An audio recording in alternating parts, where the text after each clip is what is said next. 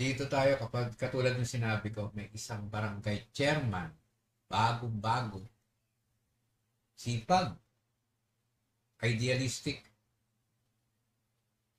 kaya nga, okay sana eh, medyo sumablay lang sa kanyang mga binitawang salita, mukhang hindi yata natupad, kaaga-aga pa lang, hindi na natupad.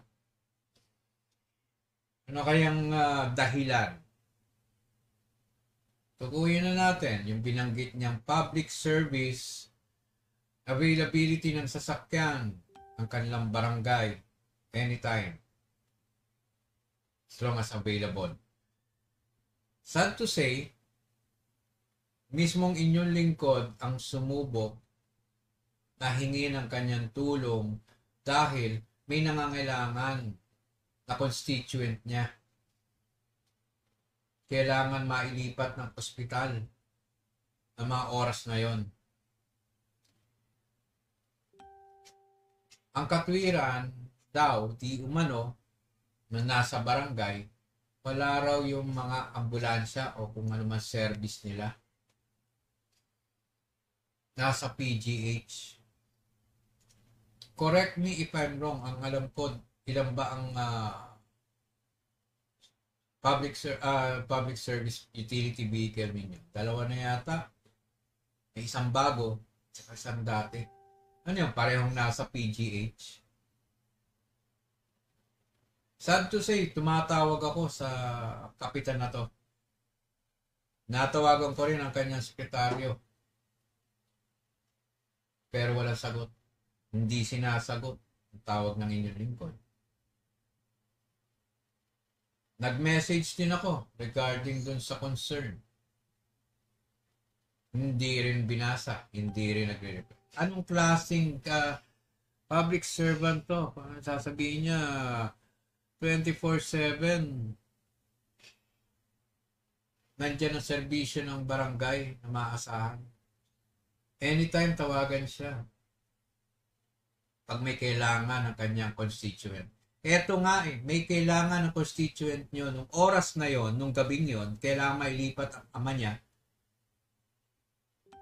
sa ospital, mailipat from dito yata sa JP patungong sa patungong regional hospital sa Batangas. Dahil kailangan maoperahan. Sad to say,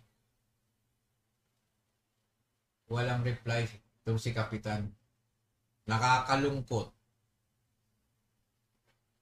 Ang daming humahanga. Ang dami rin nakarinig dun sa ating naging ginawang interview sa kanya. Anytime, kailangan, nandyan ang barangay, nandyan ang serbisyo ng barangay, nandyan ang tulong. Lalo na siya. Nasaan? Ito, ordinaryong mamayan lang yung nahingi ng tulong.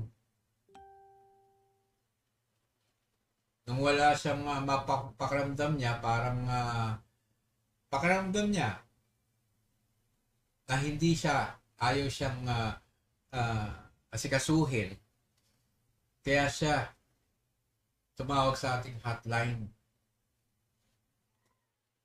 Tumawag tong taong to sa hotline ng DCSB upang sabihin yung kanyang concerns. Ang ginawa naman natin, tinawagan natin. Tinawagan. Sa mga bandang 9:30 ng gabi.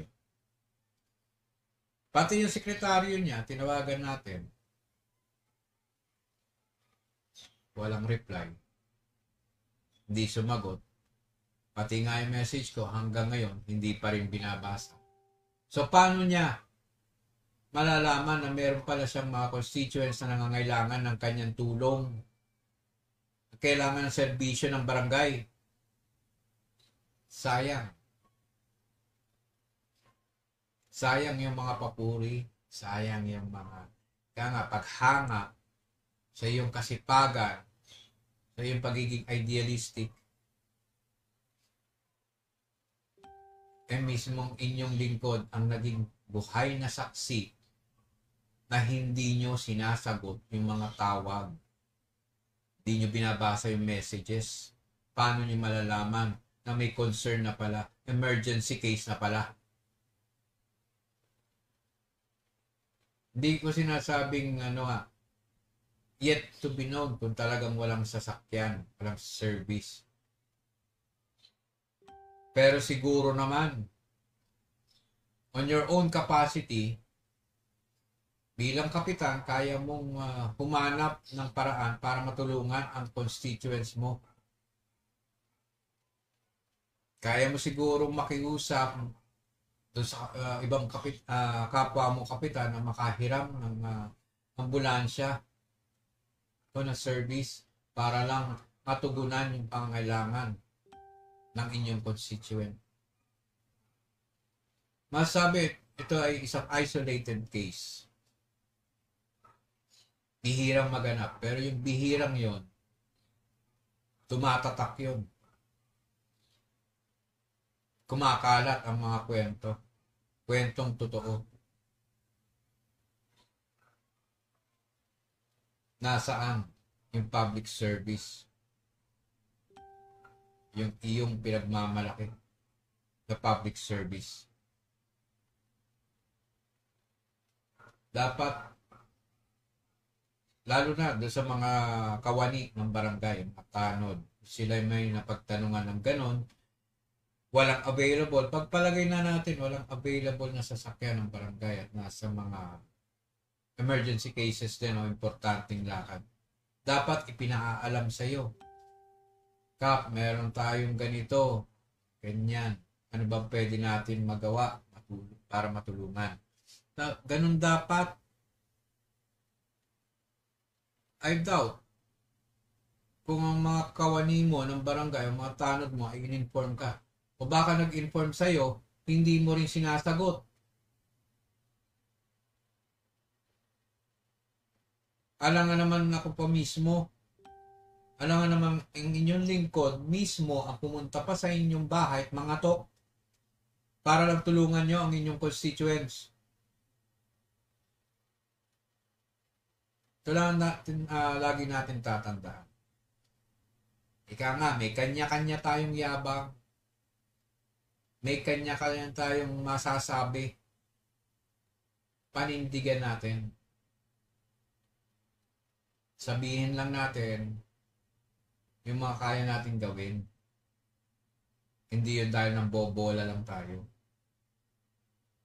Malayo pa ang susunod na eleksyon ng barangay. Next year na pala. Mahirap yun ang bobola. Mahirap yung hindi natitindigan ang mga salita. Mahirap yung mga pangakong hindi natutupad.